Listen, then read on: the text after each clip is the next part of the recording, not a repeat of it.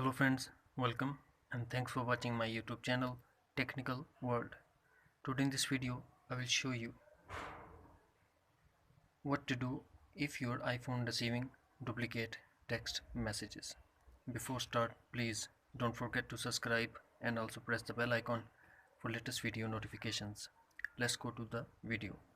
The first thing that we have to do, go to setting, then we have to go to notifications, scroll down and tap messages, scroll down and tap repeat alerts. Here we have to select once. After that again go to setting, scroll down and tap messages. Here you have to turn off the iMessage, wait for 15 to 20 seconds and turn it back on. That's it. With these easy 2 steps you can easily fix your problem. Thanks for watching.